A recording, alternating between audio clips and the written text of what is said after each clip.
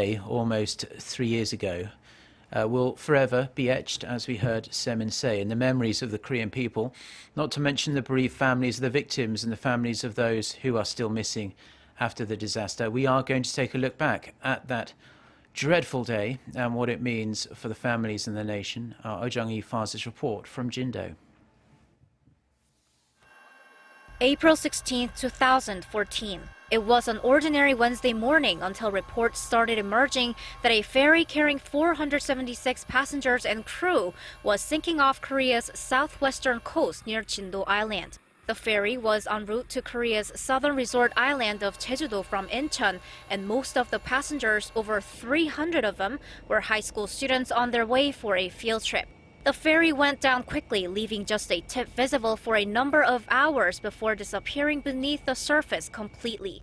Search and rescue operations continued for the next 7 months, but those efforts were called off in November of the same year as winter drew in.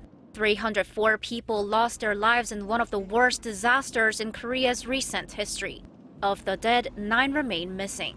Nearly 3 years have passed since that fateful day, but it remains a painful memory for the entire nation, and especially for the families of the deceased and for those still missing. 근데 바닷물을 한번 이렇게 만져봤는데 나를 만지는 것 같은 느낌. 난 아직까지 언니의 목소리가 들리고 언니의 모습들이 두 눈에 아른거려.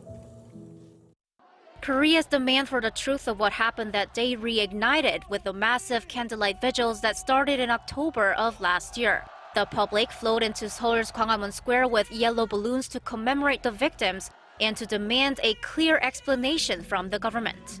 After announcing in 2015 that it would salvage the ferry, the government has carried out various operations to find out the best way to raise the vessel. But now the authorities are finally on the move. Just like in April 2014, there are families and citizens at Baekmokgang Harbor waiting for their loved ones, yearning to be reunited again. Jung-hee, Arirang News, Jindo.